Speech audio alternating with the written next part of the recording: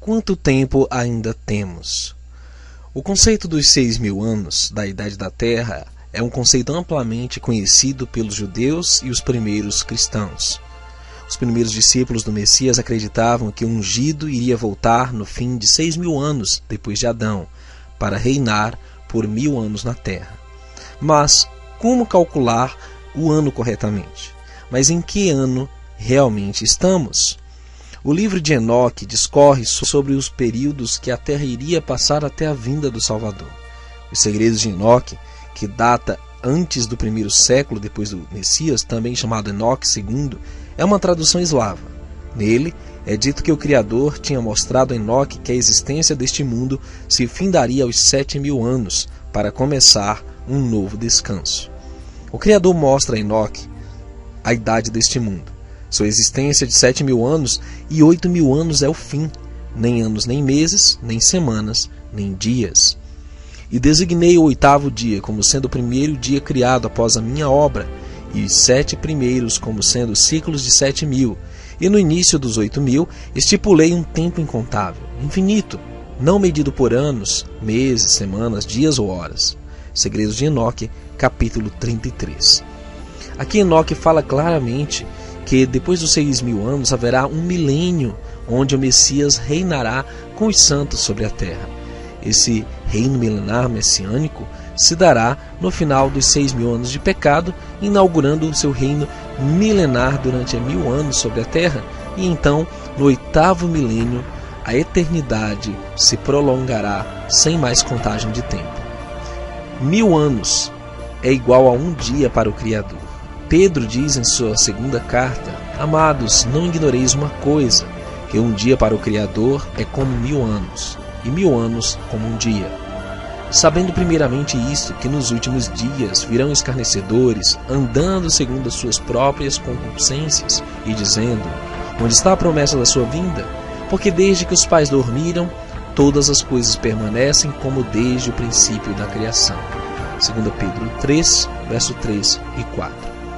Aqui a palavra últimos dias não se refere a dias literais, mas sim, neste contexto, aos últimos milênios. Pedro já mostrava que estamos nos últimos milênios da história da Terra. E ele afirma que no final haveria um milênio para o Criador, um milênio de descanso sabático. Observe que pela genealogia bíblica podemos descobrir exatamente quantos anos a Terra tem desde a queda de Adão ou desde a criação.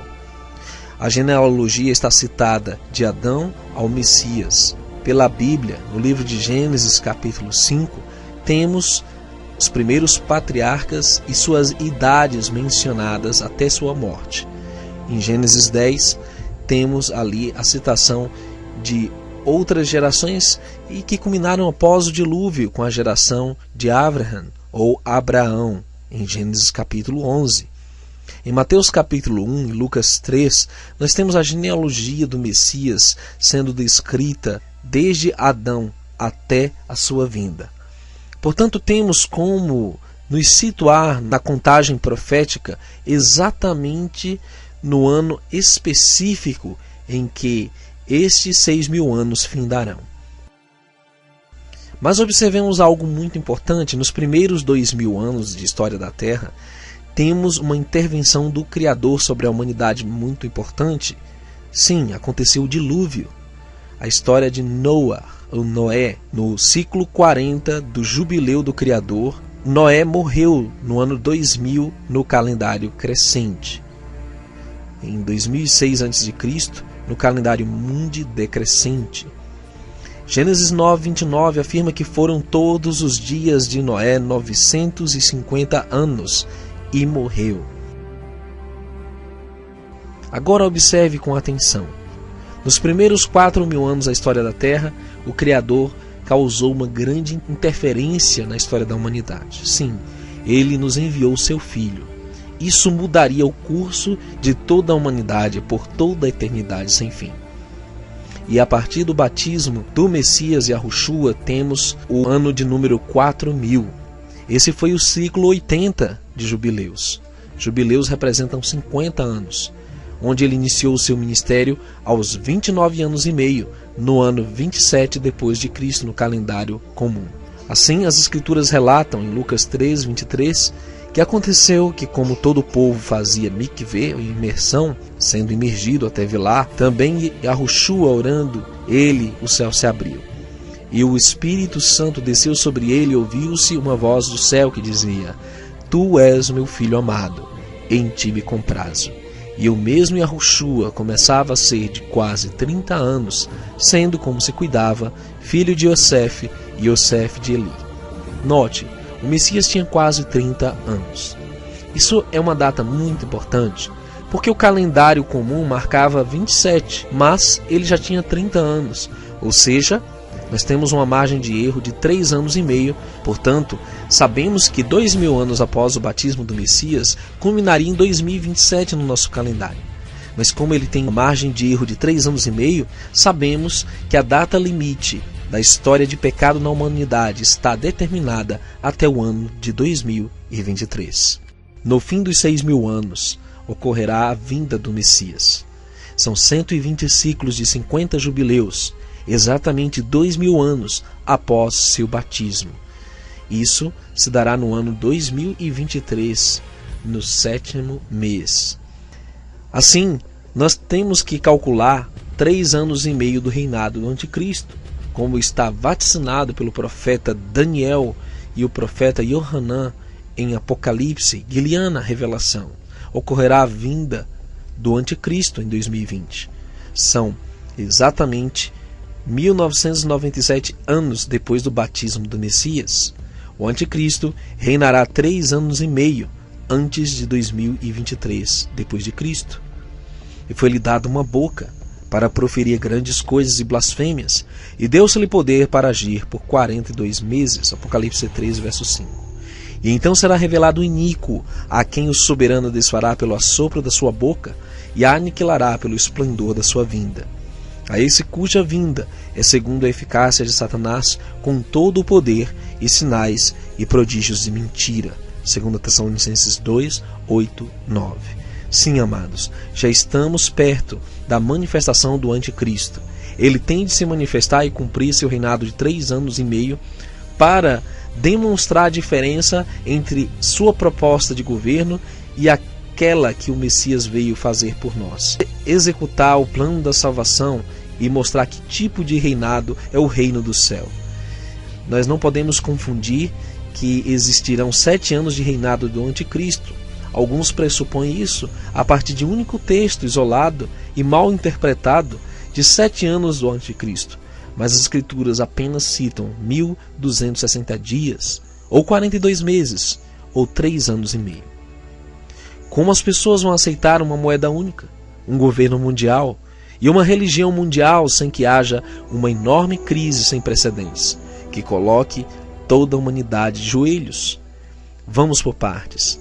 Quando olhamos com cuidado, observamos que o dia do soberano não se refere a um dia ou um evento específico, mas sim a um período de angústia e tribulação que pertence aos gentios. Porque está perto o dia, sim, está perto o dia do soberano, dia nublado, será o tempo dos gentios. Ezequiel 30, verso 3. Observe que aqui menciona que esse é um período nublado ou escuro. Tudo nos leva a crer que haverão 2 inversões. A primeira inversão da Terra é inaugurada com os dias de escuridão, e os eventos que se seguem indicam a chegada da grande tribulação. Observe: dia de trevas e de escuridão, dia de nuvens e densas trevas, como a alva espalhada sobre os montes. Povo grande e poderoso, qual nunca houve desde o tempo antigo, nem depois dele haverá pelos anos adiante, de geração em geração. Joel 2, 2 a 5. O grande dia do soberano está perto. Sim, está perto, e se apressa muito. Amarga é a voz do dia do soberano. Clamará ali o poderoso. Aquele dia será um dia de indignação, dia de tribulação e de angústia, dia de alvoroço e de assolação, dia de trevas e de escuridão, dia de nuvens e de densas trevas, dia de trombeta, de alarido contra as cidades fortificadas e contra as torres altas. E angustiarei os homens, que andarão como cegos, porque pecaram contra o soberano. E o seu sangue se derramará como pó, e sua carne será como esterco. Nem a sua prata, nem o seu ouro os poderá livrar no dia da indignação do soberano. mas pelo fogo do seu zelo toda esta terra será consumida, porque certamente fará de todos os moradores da terra uma destruição total e apressada. Sofonias 1, 14 a 18. E assim todos os profetas usam uma mesma linguagem para descrever esse período de grande tribulação. Mas nosso conforto é saber que o Messias nos livrará após esse período de tribulação e enganos e nos livrará para reinar com ele sobre a terra no milênio que se seguirá. Naquele tempo se levantará Miguel, o grande príncipe, que se levanta a favor dos filhos do teu povo, e haverá um tempo de angústia qual nunca houve, desde que houve nação até aquele tempo.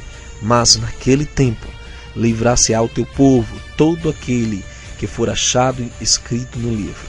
Daniel 12, verso 1. E a vós que sois atribulados, descanso conosco, quando se manifestar o soberano Yahushua desde o céu, com os anjos do seu poder, com labareda de fogo, tomando vingança dos que não conhecem ao Criador e dos que não obedecem ao evangelho de nosso soberano Yahushua HaMashiach, os quais, por castigo, padecerão eterna perdição, longe da face do soberano e da glória do seu poder, quando vier para ser glorificado nos seus santos, e para se fazer admirável naquele dia em todos os que creem, porque o nosso testemunho foi crido entre vós. 2 Tessalonicenses 1, 7 a 10. Você nota que somente após esse período de tribulação é que o Salvador virá para resgatar o seu povo? Ainda em Apocalipse 16, 10 a 16, observamos uma grande inversão final da terra na vinda do Messias, onde nesse momento caem as últimas pragas, com trevas, o Armagedon, terremotos e saraivada. Ainda em Apocalipse 16, 10 a 16, observamos uma grande inversão final na terra na vinda do Messias, onde nesse momento caem as últimas pragas. Portanto, o cataclisma final que inaugura o reinado do Messias, em contraste com aqueles que inauguraram o reinado da besta. Nos últimos 6.000 anos veremos a vinda do Messias, exatamente 2.000 anos após seu batismo, em 2023. O toque do shofar, no ano de Yovel, anunciava a libertação de todos os escravos. Da mesma forma, um dia escutaremos o magnífico toque do shofar, que anunciará a vinda de Mashiach. Esse som será o início da verdadeira liberdade para o povo do Eterno. O Messias virá e estabelecerá seu reino, e Yahushua libertará o mundo da morte e da má inclinação. A ressurreição dos mortos será realidade, e viveremos para sempre. Oremos diariamente pedindo para que isso aconteça logo. O toque do grande shofar anunciando nossa libertação.